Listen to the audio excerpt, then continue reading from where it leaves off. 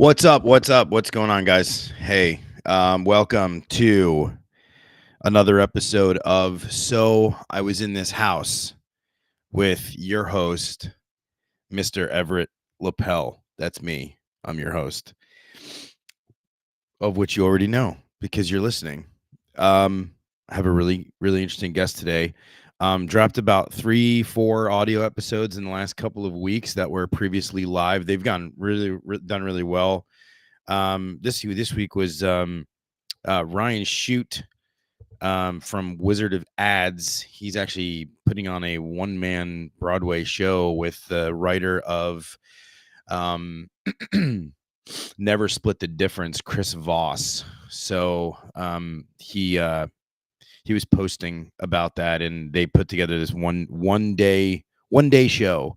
It's like a 1-day production. Also, Mike Montano. Mike Montano is the owner of Review Buzz, and maybe some people that listen to this actually use Review Buzz. That episode was really interesting because it was called "Winning in a World Where Nobody Believes You," and I thought we covered a good amount.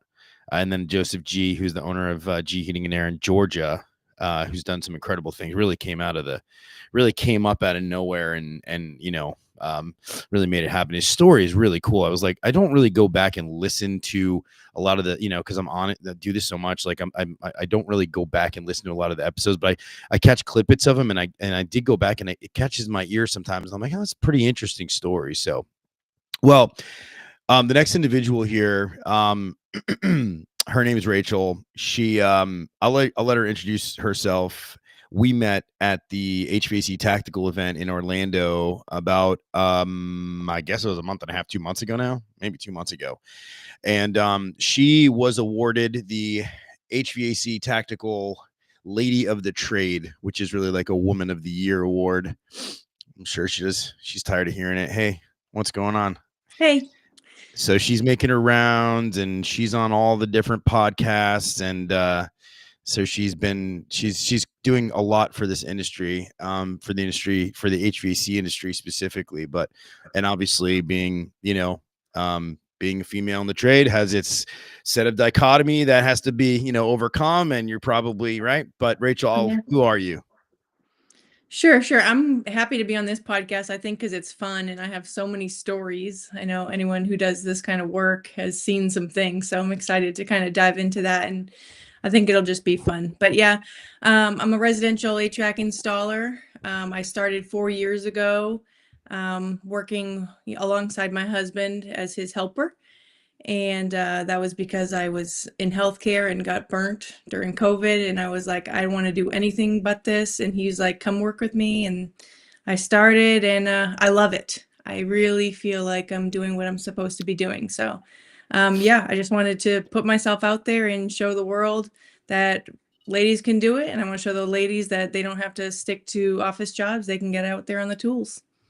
Now, are most systems in North Carolina, are they in the basement, or are they in the attic, or you have utility closets, or is it kind of a hybrid of all three?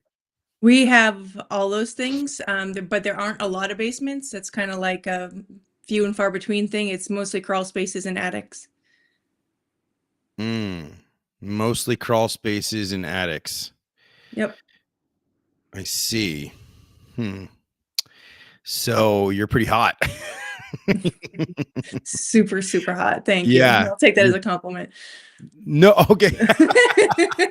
No, it was like I was trying. My husband's watching upstairs, so I promise you, I was literally saying clean, it's keep it hot. clean. Like, it's hot. You're in an attic in North Carolina in the Oh, yeah, summertime. It's hot.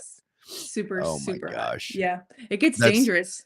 It really gets dangerously hot up there. Now, have you guys adopted those small, like, portable air conditioning, like, units that you can run up there? Have you done that? Have you started that yet? I've seen that one time, but actually what we do is we'll take the return off. The return flex, is a lot of flex here. So we'll take the return flex off, and we'll take a fan and blow it from like the conditioned space downstairs through the return and just point it at us where we're working.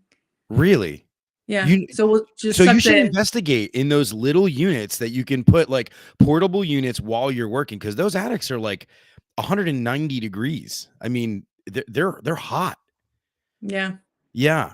Yeah. I know. Yeah. You work for a company or you own the company? You work for the I company. work for a company, yeah. Yeah. Well, I'll tell your employer, now that you're famous and everything, you got to tell your employer to, pony up here. Pony up. Pony up. What's the name of your company? Mm. What's the name of your company? Or are you allowed to say what the name of your company is or no? Is it I public? am. I Oh, am. I okay. You work. don't have to. Yeah. Yeah. You Whatever. don't have to. Okay. Yeah. Susie says I worked in North Carolina. It's crawl spaces and Snakes. snakes. Yeah. Oh yeah, snakes. Oh yeah. I've I been was. in so many crawl spaces. I have two good snake stories. I Ooh. have the first good snake story. I Go. have good. They Might love might to as well. because they love to live underneath the outdoor unit pads here. And so when Yeah. I lift up the pads, I always lift them up with like either my hammer or the shovel or something to give me a little extra distance while I lift it up. But one time I lifted one up and there was a snake under there giving birth. And I didn't realize Oh, they're snakes gave so. birth Oh, in they're. like many at a time. It was like, I don't know, there had to be like 20 little babies coming out of this mom.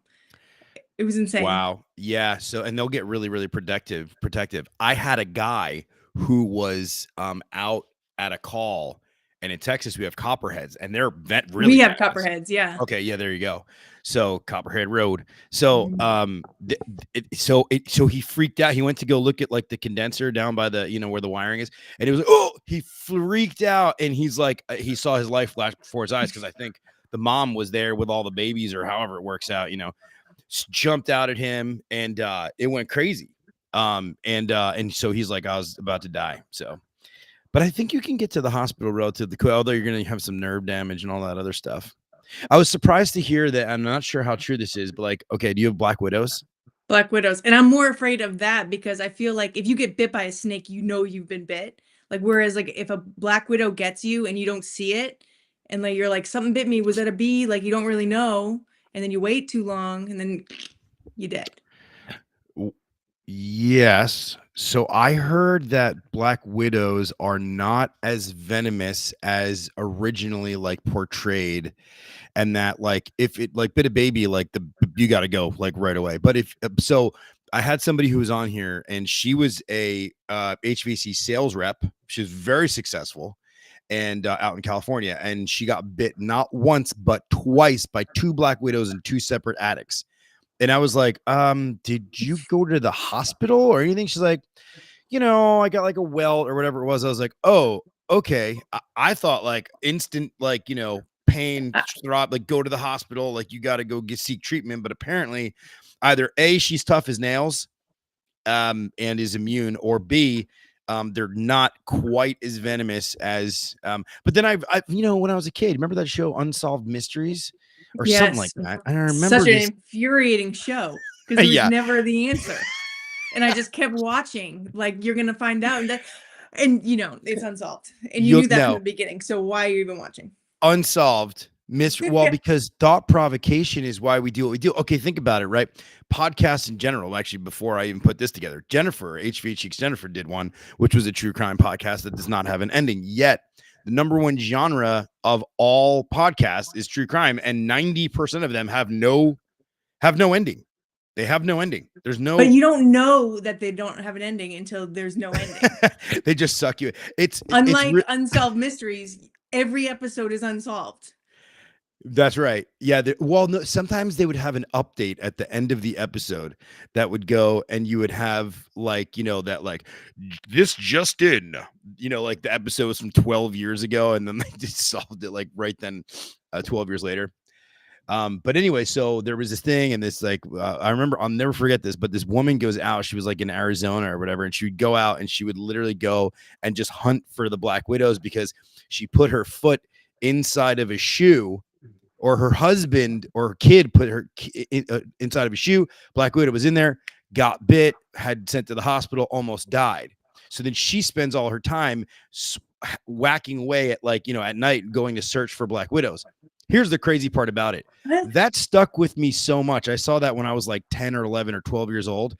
That stuck with me so much that every single time I put on a pair of shoes, unless it's like right near my like room bed, whatever, or like if I left them in the garage, like I'm always looking like inside, like shaking them out, making sure just from that it's amazing how you can be shaped by experiences in your Yeah. life. You just watched a show and suddenly boom, instant fear. And now I'll never be able to put my boots on in the morning without thinking of you and your Black Widows. So sorry about that. Susie says someone should do a show solving episodes of unsolved mysteries. I like it. It's a good idea. HVAC TV says I went into an attic with my dad a few times installing AC. It caused me to go into sales. Yeah. Okay, so residential installation, sweltering hot attics, mild crawl spaces. Most people wouldn't know this, but they're really, I mean, crawl spaces can be very temperate once you get down below a certain, level. But that stinks. Are It's there way most cooler. Yeah, way cooler in the crawl space, but it's tighter. So it's like it I sucks. I personally like to kind of switch it up. Like when they assign, like, give me an attic one day, then give me a crawl. And then just like, because if you're in like an attic 5 days in a row, that sucks. If Yeah. you're in a crawl 5 days in a row, that also sucks. So mixing it up is kind of cool. Mm. Are most of them earth crawls or do they have like a cement poured? Oh, I've been in the cement ones like twice, but no, Mostly it's earth. usually yeah, clay and sand, Yeah. rocks. Clay, sand. Yeah, they're tight. Ch And then chunks of cinder block to the shin, whatever building materials weren't used that they just threw down there and then covered up in plastic, so you just unknowingly get yourself in the shin bone. Yeah. uh are you pulling out a lot of ductwork from under crawl spaces too? We do, yeah. Yeah. Yeah. Do you find yourself having to move a lot of the ductwork out of the way just to sometimes install the unit, right? Usually, right? Sometimes. Yeah. Sometimes there's, like, enough space you could get around it, but it'd be easier if you just disconnect it for the day and put it back later. It depends on the day. Yeah. Man, oh man. And you love it though. I mean, love's a strong word. Oh man. So but you do really good Satisfied, I work guess. and it's satisfying. So you do good work. You obviously have a very, very famous Instagram page. You have lots of Yeah. followers. People like to watch your work. That's very cool. Now I'm sure you have sponsors now and everything else. So did you just fall into this by accident? The whole Instagram thing? No. Okay. Well, the trade first, like, Oh. yeah, the trade first and then, yeah, Instagram is what I'm wondering. Well, when I first started, like I said earlier, because I was working in healthcare and I got so burnt by the regulations with COVID, and it was just horrific stories I could get into about that. But I was like, I got to get out of here. And so my husband has been an installer for like 15, 16 years or something, and he had always been asking me to come do it. And I always thought like, no, I probably physically couldn't handle it or whatever, just from watching him over the years. And he's like, you could, like, I know you're strong enough. Like, you can learn anything, I'll teach you. And then I got so fed up. I was like, yeah, why not? There's nothing to lose. Like, if I quit today and I end up hating it, I could come back tomorrow. So there's Yeah. really no risk. So I was like, I let's do it.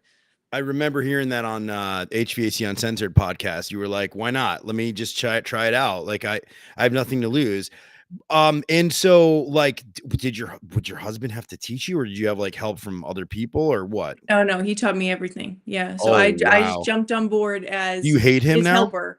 No. The question is, does he hate me? No. Ooh, it's like a Han Solo, like a Luke Skywalker kind of thing, right? No, he was so invested in me learning that and just wanting me to be independent as quickly as possible. So he like really just got down to it, right? Because the faster he could teach me to be on my own, the better it was for him and the faster we could get through our day. So he was like gung ho trying to get me, running, and I was like out for like trying to prove something. Like I had something to prove, so I was working like really hard just trying to like prove that I could do it and that I wasn't dumb, because that's one of my things when I was new. What, When proving my that you're not biggest dumb? Proving that Yeah, you're when not I dumb is one of your that was things? when people ask me what was the hardest thing when you got into it, that was it. Like when a homeowner came up to me and like asked me a question, if I didn't know, I was like, oh, I'm supposed to be the professional here. I gotta know, and I gotta know everything about that. So I would research and ask all these Mm. questions and whatever. So I would never not know the answer again to whatever it was. So that's Mm. I like that. I'm kind of that way. Igor's your husband. He said we love each Yeah. other. I'm Oh. just joshing. I like to have. I'm trying to have a good time here. Okay. So, but you never did. But not. You didn't get into service or sales or anything like that. You only got in. You were only doing install. I have expressed interest in getting into sales over the last, I would say, probably year. Mm. And they're not, the company I'm with is not biting on that. So I don't know. I'm trying to figure out my next steps. Mm. I'm in the process of coming up with a next steps plan right now. Hey, Michael. We got a bunch of people in the chat here. Hey Michael guys. McCoy. I love Michael. I posted a clip of him earlier this week from a previous episode. We were talking about, he said he doesn't love HVAC. He's like, he doesn't do HVAC because he loves it. He doesn't love it. It's not a love thing, right?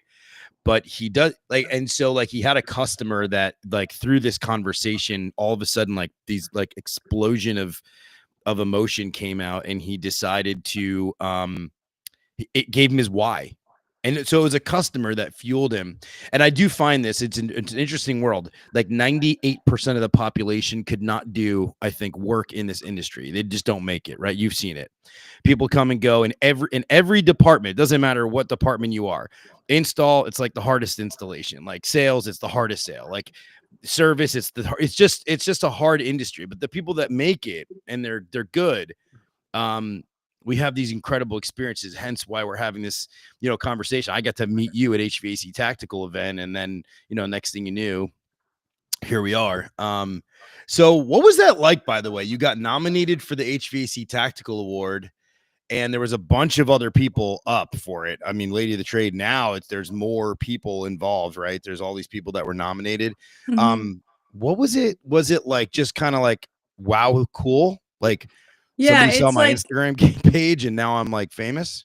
it's like a wow feeling, but almost like I don't even know. It's kind of shocking because you see, and I think it's like this in every category, right? You have like the picture perfect install, podcast of the year. You have all these different categories, and in every category, there's just like these awesome people like nominated, and you're like, oh well, I'm going up against this person, so probably not this year, maybe next year. And then when you win, it's like an honor and a feeling of you don't deserve it when you're comparing yourself next to the people you were nominated next to. It was really, really cool to win, and I'm super grateful. Yeah, you were up against some really stiff competition. Yeah. So good for you. I'm glad. And it has your life changed since then? I mean, you've got sponsors now, you're doing trainings and podcast, and now you're on this, you're doing everything. I mean, life changing. I don't know. I think it's put me in the spotlight a little bit. But I mean, I'm still grinding the same way. I'm still doing the same job and making money the same way. Maybe a little bit of spotlight just coming off of that win, but Yeah. I don't know. I put myself out there anyway, either way, but I am super grateful for it. HVAC TV says the HVAC business is not for sissies. No, it is not, sir. It is not for sissies. Um, yeah, I think it takes tough skin. I think it takes thick skin in general, especially with the people you work with. Yeah.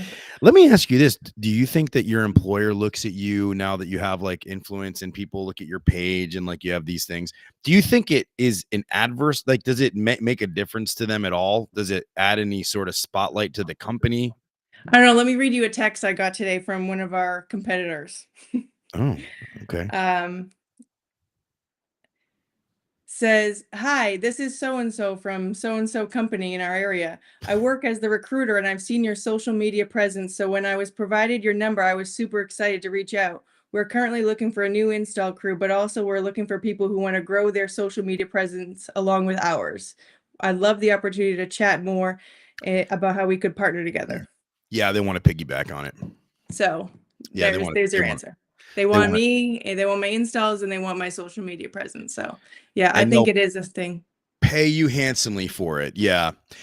Sometimes I get the feeling, so I've been in leadership now in this industry for some time, and worn a bunch of different hats. And sometimes I've had people tell me that they thought that this forum was a maybe like a detriment in some sort of way. Um but I feel like I'm doing something good for the industry. I do. I feel like getting people on here and talking about stuff that no one's talking about. I think it's good. I think it's good for people, yeah, I think it's all done in good fun, and Mm, occasionally gets what. I think it's great, and just for me personally, like, I feel like it's, like, a part of my job, but kinda separate. It's like, I have my job, and that's what I get paid to do, and then I have this, and yeah, I have sponsors, and I make a little bit of money, but I'm not paying my bills with that, right? Yeah, And but it's the community for me. It's like-minded people. Like, I have coworkers, and we do the same job, but not everybody has the same mindset. Not everybody is hungry to just be, their best, and just, the mentality that we have within the community online, it's just different than what you find at your shop, at least where I'm at. well, 100%. Plus, you're sharing stuff with people that also have a vested interest in it, and they like to look at other people's work, and so it's really a great way to really sort of fluff people up too. Um, so that being the case, being that we're on, so I was in this house. So start your story. I want to hear it, Rachel. What's the craziest story you have? So The you were in, craziest one. so you were in this house, and All right. So oh, you I got have it all I written have, I have a down. list. I have a list of Ooh, things. ooh, But ooh.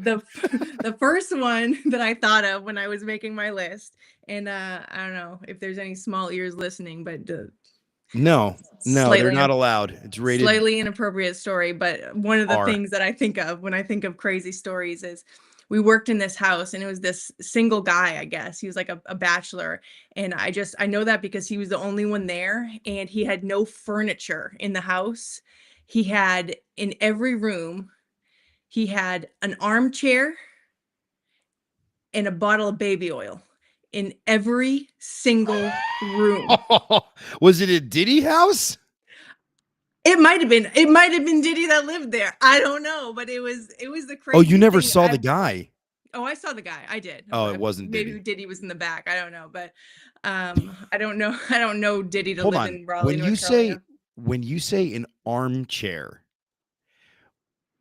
like Like just in like an like at a a like ro- a like chair. In each room there was a different chair. Like there might have been like a there was one in like the loft area where the attic pull down was, where I was had to go in and out, and the one in there was like a really, like, you would see in a living room, except like super worn out. Like you could see yeah, the it was foam worn and out all right. oh yeah, it was worn out. And but Kevin White says run. I Michael wanted to run. McCoy says efficiency only. I don't know what that means. You're gonna have to elaborate. Oh, like a camp chair, he says. There was every kind of chair, depending on what room it was, and there was a bottle in the bathroom, of course.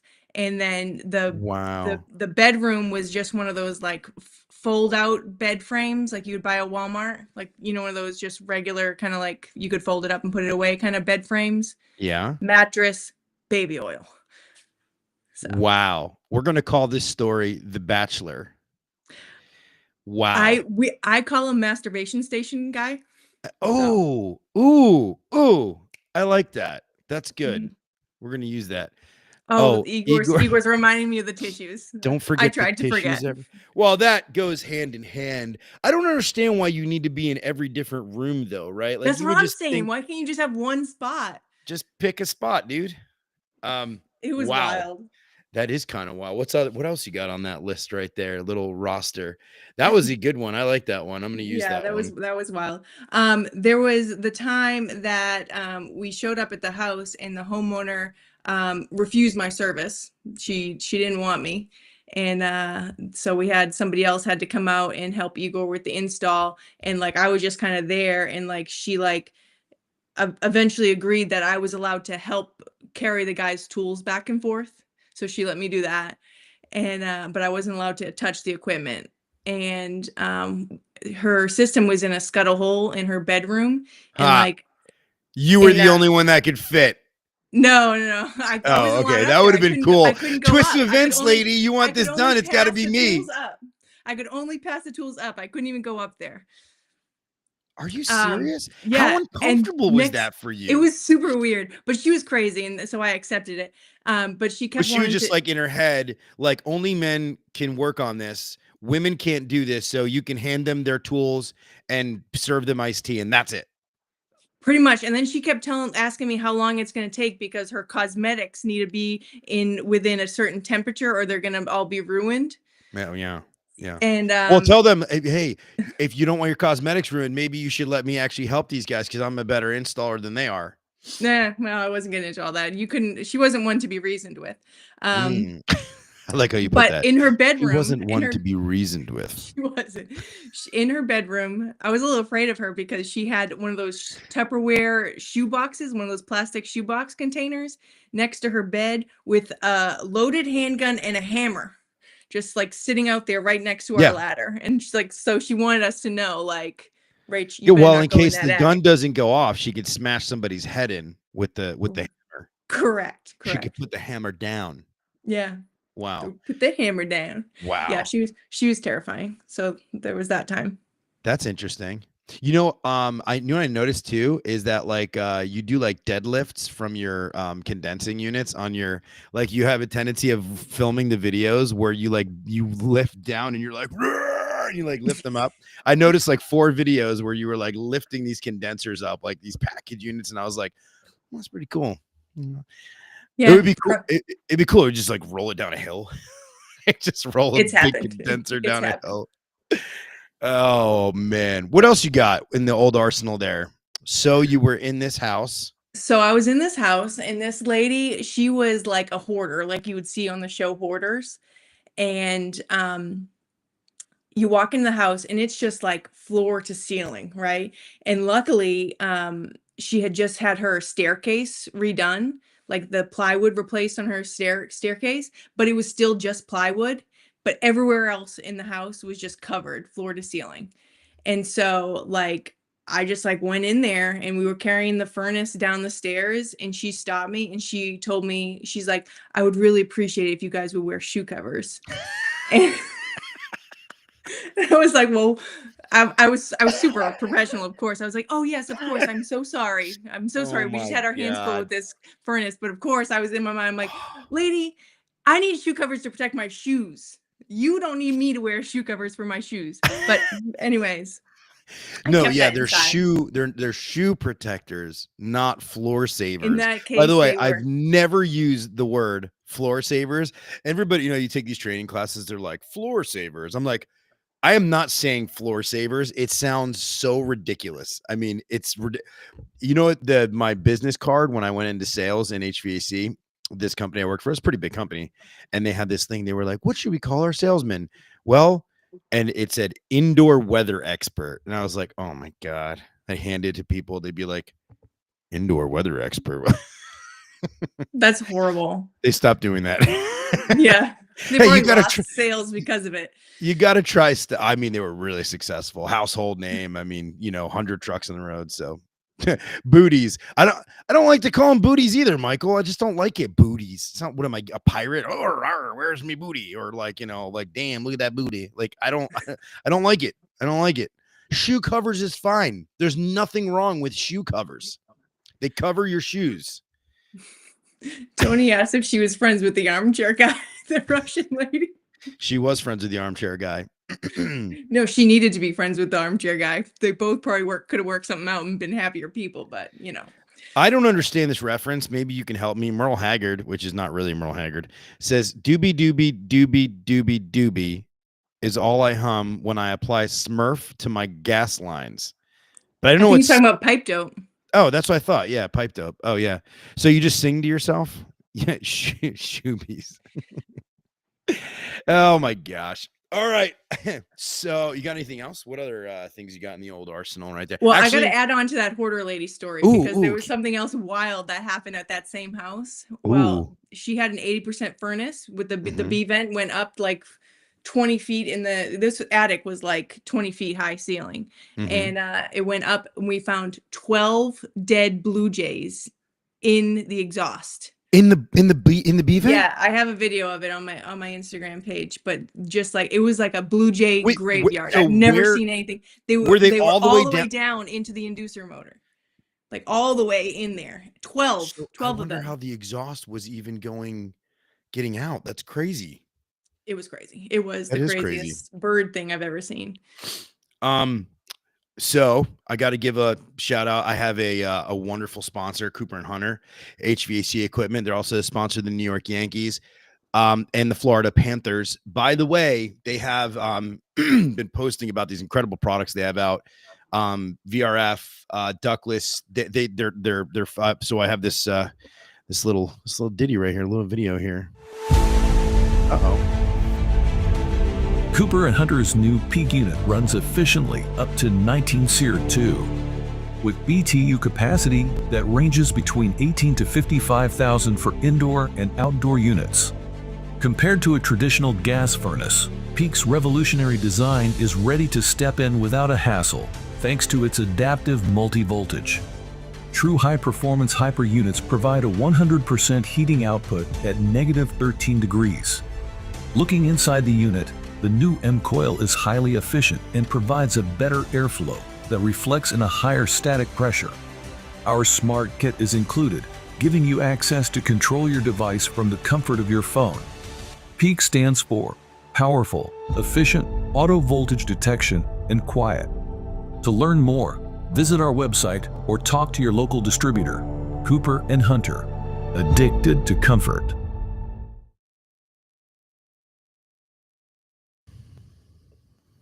Thanks, guys. Yeah, so cooperandhunter.us. They are they've been really good. They've done a really great job. They've done a great job in the industry. Actually, they sponsored the HVAC tactical event, and they came up and presented one of the awards. All right, what else you got there? And by the way, Rachel, your name is Rachel, because for people that are looking at Rachel's name and they're saying to themselves, "Hey, I think that's Raquel or Rochelle or something of that nature." No, it's not. It's actually Rachel. Yeah, thanks, Mom. It's just spelled with the it's almost like French, like Rochelle. Yeah. I feel like I want to say it differently, but then it's just simple. You're not Canadian, are you? I think I'm a percentage French Canadian, but I've never been to Canada or anything. You should go to Canada, visit your kin. I want to real bad. There's so many cool Canadians in this industry. I gotta Oh, go to yeah? Canada. Oh, hey. Yeah, there's a lot of cool Canadians. Yeah. Oh, man. What else you got there? And they got a lot of women that are killing it up there. In Canada? Yeah. Like a lot of the ladies in the trade. I'm like, oh, where's this person from? Of course, Canada. Come on, America, do better. Yeah, Colleen Keyworth was on, and they're trying to push like she's like in Inwick, which is the International Women's in the Trades, and she went to India and like all these other countries. And it's like you don't even want to, like, we're so far beyond where everybody else is in this industry. But of course Canada is going to be, on the front lines. Damn Canada, always got to show up, be the front of the classers. Yeah. So what else you got there? For sure. What else you got? You got some cool stuff? Yeah, I got a few more. There was this one time have you ever worked in a place where like you feel like you need to keep your truck locked when you leave your truck? Yep. Well, this was like that place. No, not really. It felt like a normal place, except every time we walked in and out of the house, the lady was standing at the door. We would walk in, she'd lock us in. We would walk out, she'd lock us out. Oh. And it was like that. I'm like, what are you afraid of, lady? Because you're freaking me out now. Like, what should I be afraid of? You got to tell me if this is what it is. I gotta come packing. Like, I'm gonna be outside. Am I safe out there? Like, what are we doing? But she stood there all day. Lock, unlock, lock, unlock. I was freaked out. I still don't know why. So I've had a few episodes where other people have come on and they have said that. Now, I had a story that it happened to me. But the thing is that when I walked in, this guy, like this little, he was like 4'11". He's like jingling around all these keys. He's like jingle, jingle, jingle, jingle. And he locks the door behind me, like goes behind me, locks the door. He's got 55 keys on this keychain. And then I'm like, he's a small guy. And I'm like, he looks pretty happy, but I'm like, he's weird. Guess what? There was no no locking mechanism on the door. And so there was no way to unlock the deadbolt other than the actual key, which he had on his 55 jangles of keys.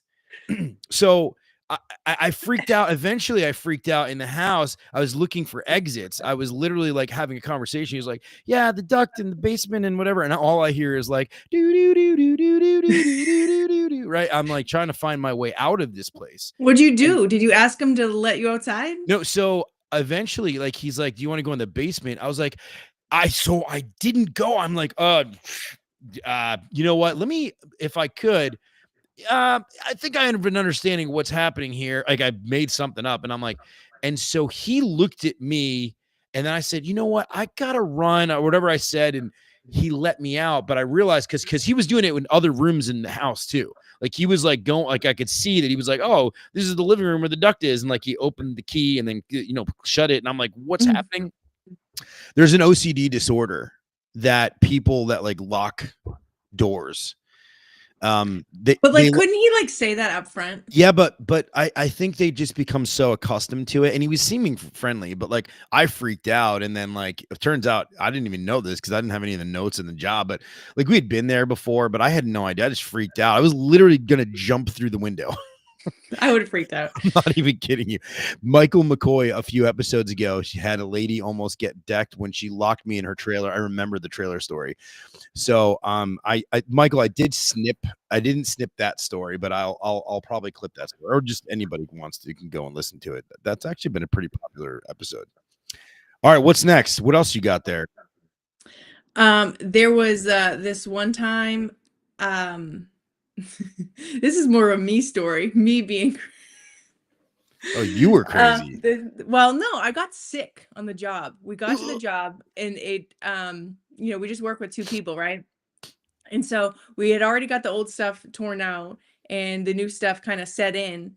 But then I was like super nauseous, and I ended up puking at this person's house, like in their basement toilet, which is like, I mean, I don't know what else should I have done, but yeah. And then I was just like, I couldn't stand up. I was dizzy. I would, like, every time I would stand up, my eyes would go black. But then here's like Igor, and like we're maybe 2 hours from finishing this job. We're like, what do we do? I went to the truck and I got the tarps out, and I like made myself a bed in the back, and I just went to sleep in the back of the truck. And Igor let Igor finish. Yeah, Igor, you finished the job himself. Yeah, but like I was literally just like in the back of a van sleeping. I'm like, yeah. I wonder if anybody like in the road is like watching this happen. Like, no. She went to the back of that van like 2 hours ago. She's still in there. What are you gonna do? You're there. You got to finish. I had a guy actually passed away, but he said, and I didn't work from very long with him very long, but he was like, I was like, we only have 1-man crew today, and he was like, well, more than one's a crowd anyway, so like just get out there and do it. So yeah, but it's just like the gotta finish the job kind of mentality though. But I was out. I could not. Was that your last one, or you have a funny one? I feel like you have a funny one. Uh-oh, what do you have in the tank there? Well, I have another one of a weird homeowner. Hold on. Merle, I don't know who this guy is. Merle Haggard says, there was this one time you lost your balls and your wife told me to go find them. Legend has it you're never going to get your balls back. And then he said the chat sucks. So I'm sorry. I can't control I think the this chat. is the masturbation station guy. He entered the chat. Do you know who this is? Merle Haggard. I mean, obviously it's not Merle Haggard. Yeah. So, okay. Sorry. Go ahead. I think it's the armchair guy. He heard we were talking about him. It might be the armchair guy. All right, Diddy. So there was this guy, and we were working in an attic, but the access was in the master bedroom closet. And so we had to go through the bathroom, and the bathroom is just like covered in like hair. Like the guy's never cleaned up after himself, like shaving. So there's just like beard hair, other hair, just everywhere. And so we're going through that or whatever. We had the shoe covers on our feet for our own protection. And we come down. The hair was everywhere? like in the sink, on the floor, in the bathtub, like everywhere, into the closet that we were working in. Anyways, we come Oh, down and the guy's in the bedroom, just like on the bed, like snoring, just like as that's where we were coming in and out of work, and he's just like sleeping through us coming in and out with all this equipment. It was odd. It was that very is odd. odd. So he went to bed and you just finished the install going up and down. Yeah. Was he Like out? yeah, he was snoring. Mm. Wow. Interesting. Yeah. So some Bye, people are, Merle. some Bye, people, Merle. this guy Merle in the chat's crazy. He's like yelling at everybody. So I was in this house, and it was kind of sad actually. And I think that this woman is living on a loop, like a psychological like loop, like almost like an NPC. You know what I mean? Like a non-player. She I'm scared for her. I really am. Like the funny part of the crazy part about it is that like I felt like, you know, she needed somebody to talk to, and then like we formed sort of a nice little bond, and she said, "Okay, let's do the job." And you know, then like it hit the fan. Like this every little thing, she was like arguing with everybody that was trying to coordinate anything from the office. And then, you know, we had to like do some like minor landscaping to like make room for like the project we were going to do in her house. And like she just went nuts, absolutely crazy. And like like I said to myself, I'm like, you know, you're lucky because most of us that all see each other and talk to each other and spend time with each other, like in the real world and like on jobs and like in your right. But like, there's a whole bunch of people that don't get out, right? Yeah. Like, there's a lot of people that like lock themselves in their houses. You never even hear about them. They don't so they don't associate with very many people. Some weird people, you know, and they happen to call your service company. Yeah. Well, that was like that same lady I was telling you about in the hoarder situation. Like, she ended up like telling me her whole life story about how her kids don't talk to her, and you know, what can I do? Trying to ask me for advice of what she can do to get her kids to have a relationship with her. And you know, I just try to be as nice as I can, but you can tell she doesn't talk to people, right? And all I wanted to say, I was like, I don't know, maybe clean up this house. Maybe they want to come over, but Yeah, I don't know why, but it's yeah. also not being able to let go of things like that is a psychological disorder in and of itself. It's actually what hoarding is. Right. Yeah. It's a completely I had a hoarding specialist on the podcast last year. Her name is Shelly the Brit, and she does them all the time. That's what she does. She does clean outs, and half the time that she does these clean outs, these hoarder clean outs, it's actually psychology. Emotional. Yeah. Like Yeah. emotional attachment to things Well, because she of tries to tell, interpersonal hurts. that's right. She tries to tell them, okay, she tries to tell them, like, you know, you got to let go of this. You have to let go of this. And like, so she's sitting there while she's throwing these things out and everything. It's pretty wild. But like the family gets involved. There's estates involved. There's all these people that are involved. And like, they try to get these people's houses. I mean, you're talking about trash, like just garbage, just bags of stuff, boxes, empty boxes. One hoarder house I went to, which was a family, not a single person. Typically, it's like a single or maybe a married couple or something like that. This was a whole family that was living there. Guy turned out to be a doctor, really strange. And they had like 3 rooms in their house. Each of the rooms had huge piles of clothes in them that were all had the tags on them.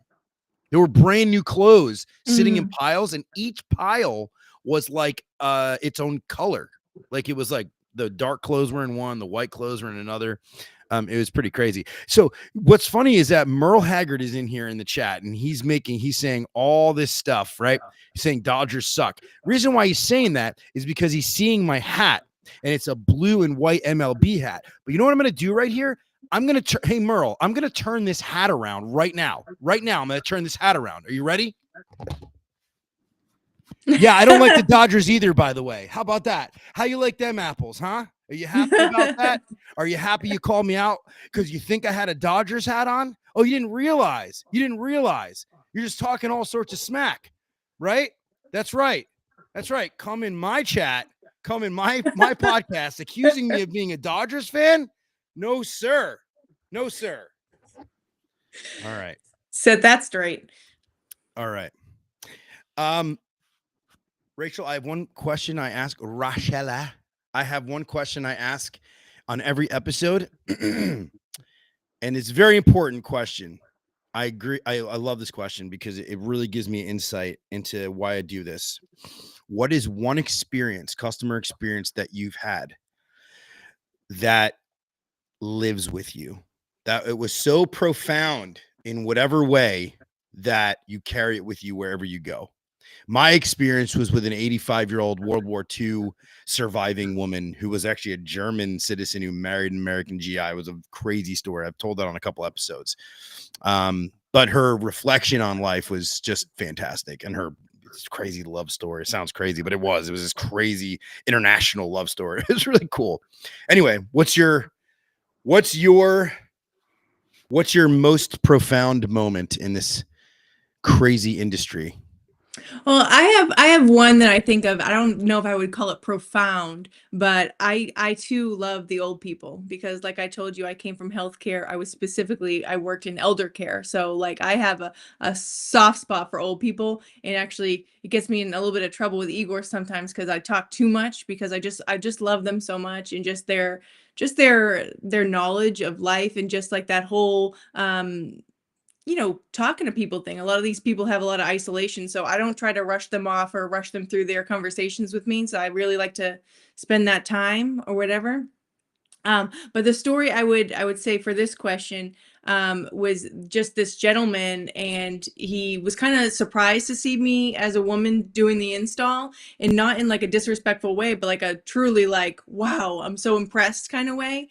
And so he at some point asked me to take my picture while I was doing the thermostat, and he took my picture, and later on came back to me and showed me on his phone he had sent it. He had 3 daughters, and he sent the picture of me doing the thermostat to his 3 daughters with this whole this paragraph about that they can be anything and do anything. And I'm like, well, didn't know I was going to make that kind of impact today, but here we are.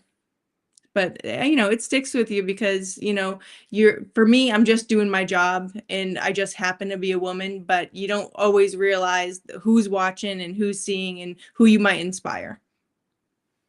I love that. I really love that. It's actually changed. I think all of the women that are involved in the trades right now who are becoming louder and really going out there and not okay. So for years, and this is just the way that it is, a lot of the women that are involved in the trades are back office in the even in the warehouse.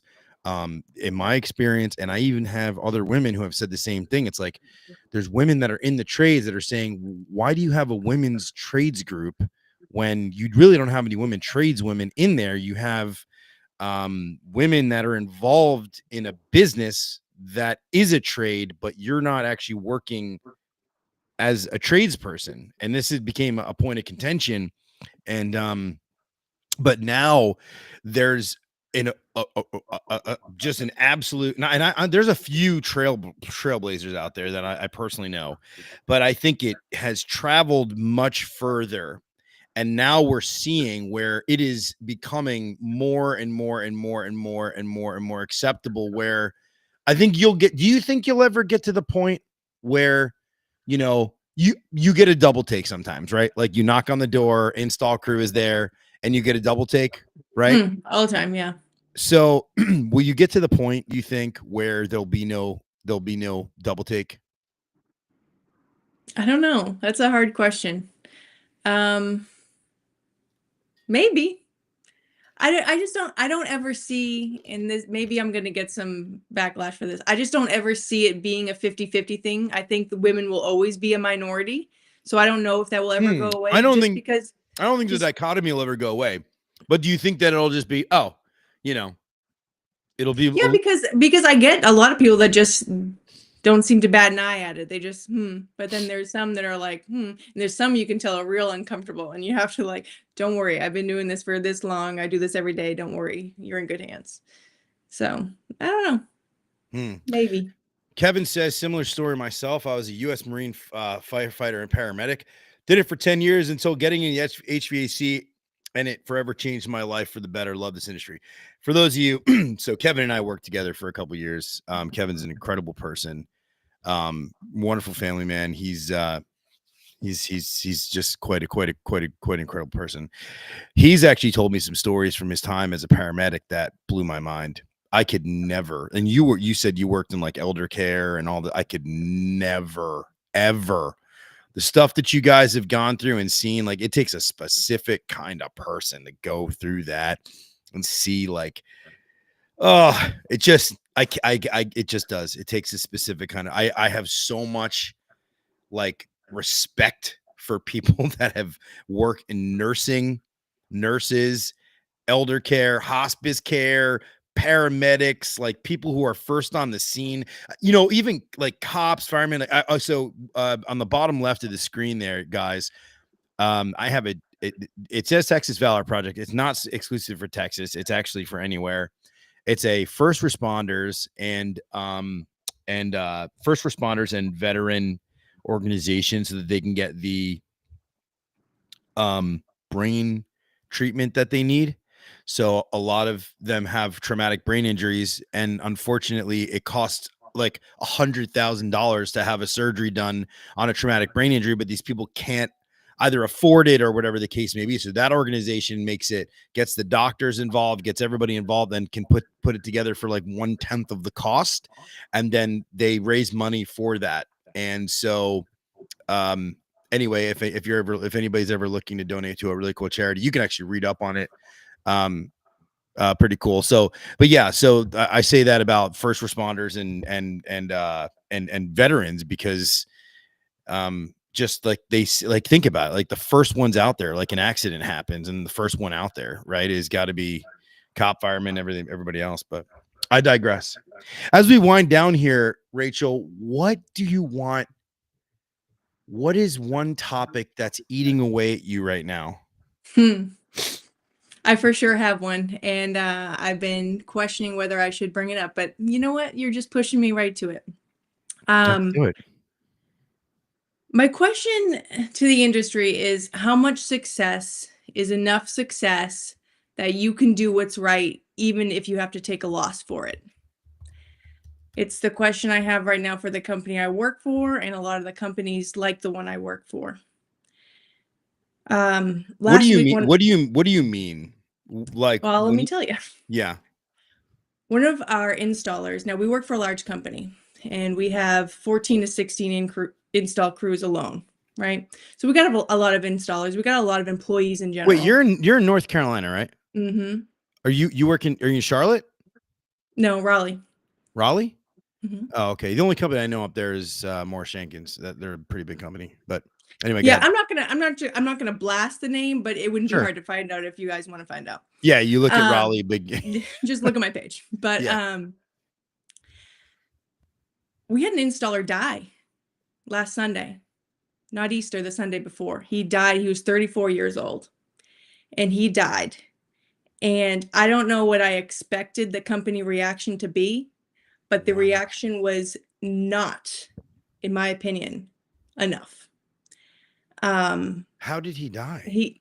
Well, we later found out that it was an overdose, but by all accounts, no one in his family or his friend group knew he was a user. So we're wondering if there was some kind of contamination of something else or intentional overdose. We'll never know. But it's just super sad. And I'm shaken up even still about it. And he passed on a Sunday, and our team meeting is on Wednesday. And come Wednesday, our leadership didn't even mention he was dead. They didn't bring him up. There was no. Was he like marks. a long-time employee? Like, did everybody? He was there over a year. I mean, he Wow. wasn't, one of the Like somebody you just Yeah. hired and didn't know the guy. he Yeah. wasn't, but he wasn't new. He was known, and to be honest, Why do I you don't even know why if do you that equate matters. that? Why do you equate that to enough success though? I don't know. Oh, because so that Wednesday we had our meeting, he wasn't mentioned. I went to the manager and I said something about how inappropriate it was that he wasn't even mentioned. And then the next day is when we found out when his funeral services were, which was the following Tuesday. So from Thursday to Tuesday, you have what, 5 days to figure out how you're going to handle the services for your installers. And we weren't given the day. Igor and I had to tell them we were taking the day, and we got some question about why we both need to take the day.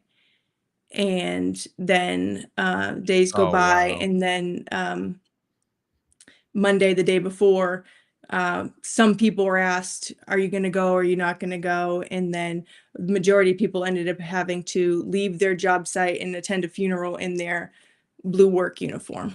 And I just feel like at the level of success the company's at $30 million last year, they could have afforded to give us the day off, and they chose not to because of whatever their financial goals are this month. And that's my personal opinion. Maybe you have a different one, but I No, just, no, no, no. it's hurting my heart right now. I And have when you say what's eating away at you, that this is eating away at me. Yeah. I've worked for a really big company, a couple of really big companies too. And I'm getting a little choked up just hearing this, but I'm thinking to myself, because I ran a team that, a pretty sizable team.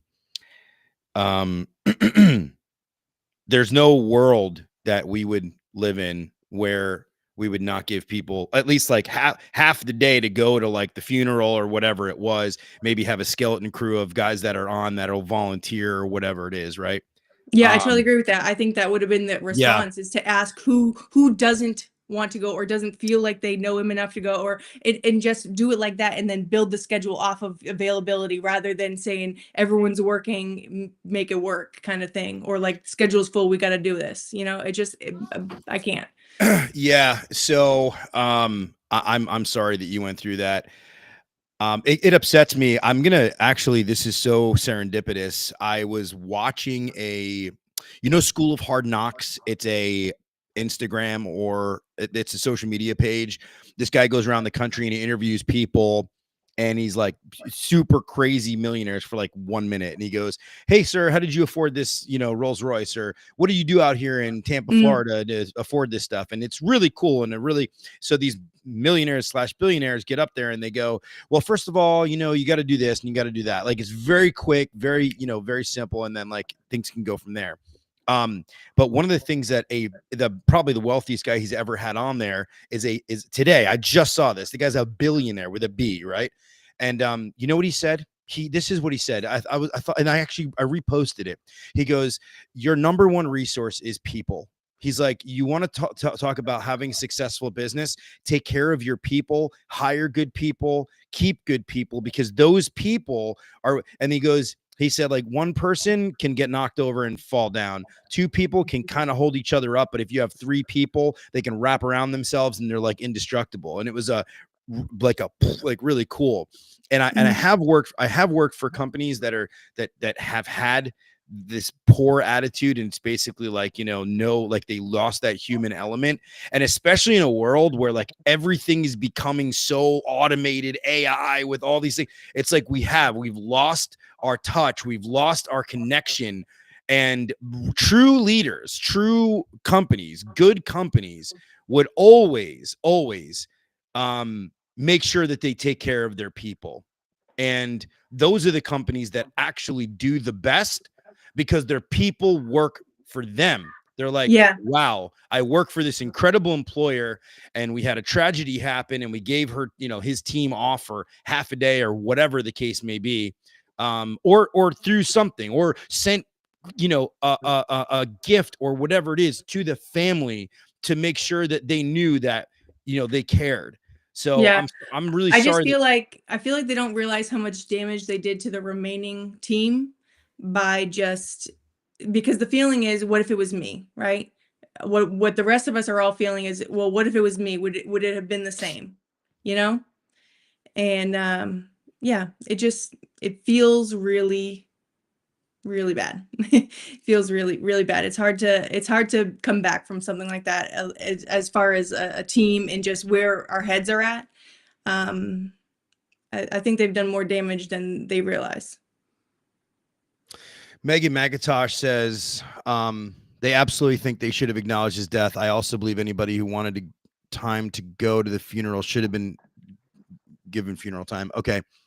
And we got a troll here. So, okay. So this guy right here, I'm just going to have it out just to let him know. So Merle's out here talking, dude, if you think your crackhead should be going into someone's houses and businesses and installing equipment, dude, listen, man, have respect for the dead. First of all. Secondly, you had no inclination that the guy was like high on the job or whatever it was. And third of all, why don't you go listen to my episode from Prison to the Trades? A lot of people talk about coming over addiction. It's not so straightforward, man. So why don't you just, why don't you calm yourself? Okay.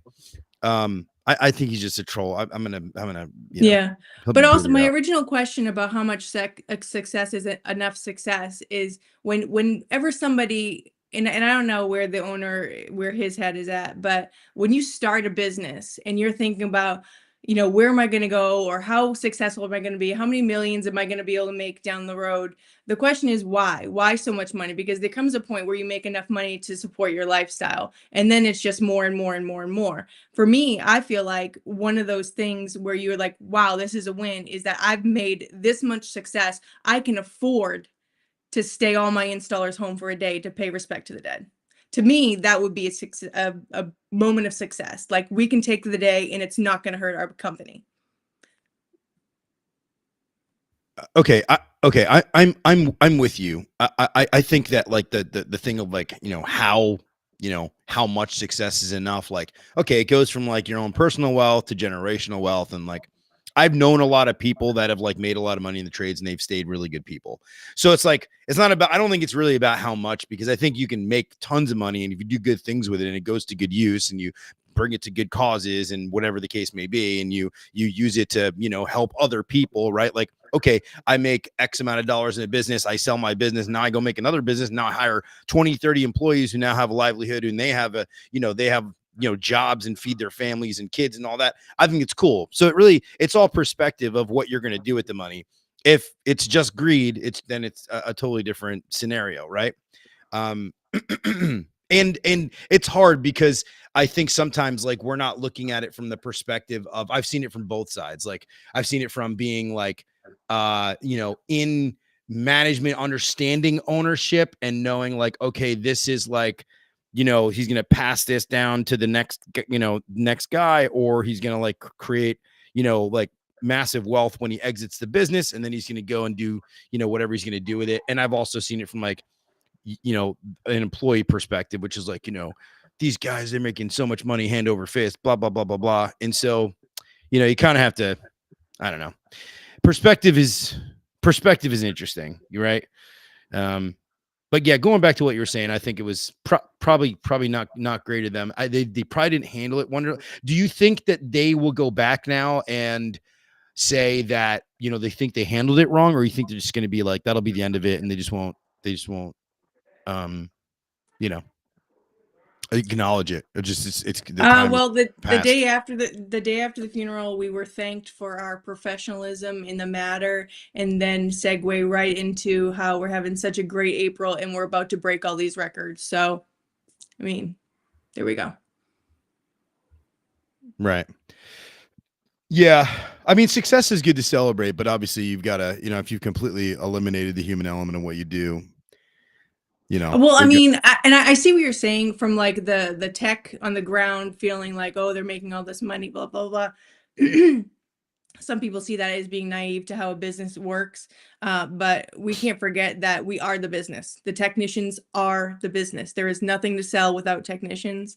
There is no business without us. So like you were saying earlier, for us to feel valued and to have community and camaraderie, it's like a brotherhood. It's like you see it with the NYPD, you see it in the armed services, you see it in all these places. It's no different when you're a tradesman.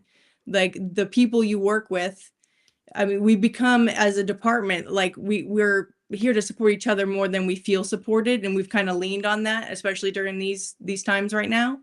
But you can't forget about those people. So the way we feel and the way we see those things is not invalid. And if you want us to see it differently, then show us the numbers where you guys are so tight that you couldn't have afforded that.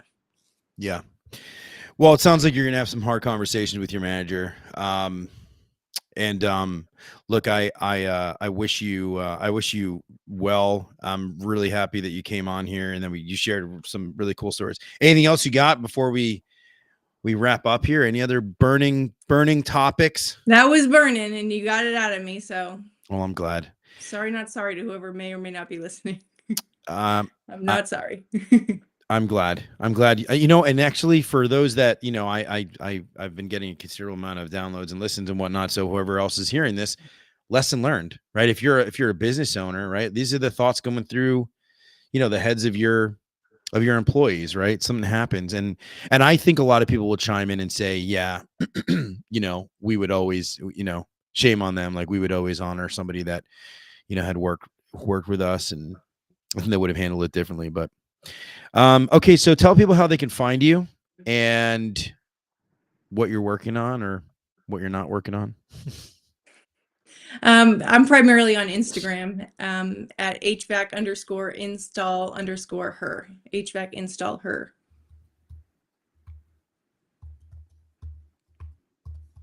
Boom.